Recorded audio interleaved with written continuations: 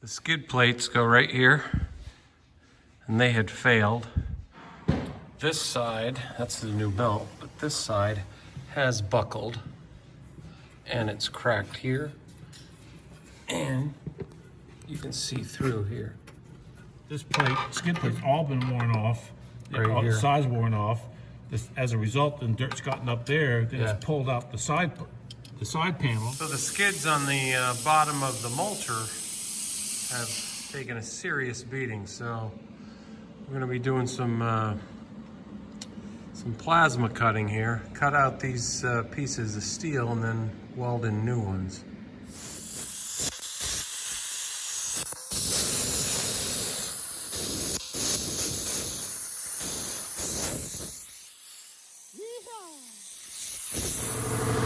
Alright, so there's a plasma cut.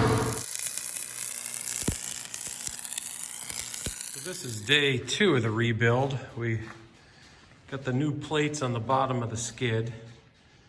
We got all kinds of plasma cutter, stick welder, MIG welder, Harley, a bar, a tap, and then of course the equipment here.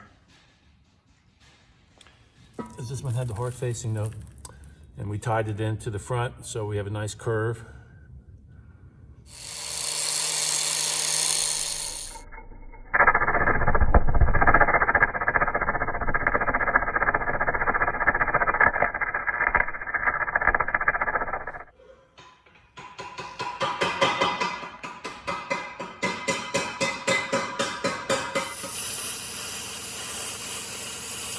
We have the new plate welded on the bottom of the skid. We have the the 3/8, the 1/4 inch. Just getting it on there to mock it up. Make sure That connects down there. That's tight. Everything fits.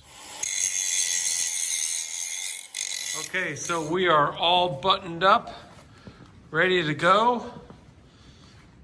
And thanks to Dr. Pete and his knowledge of welding.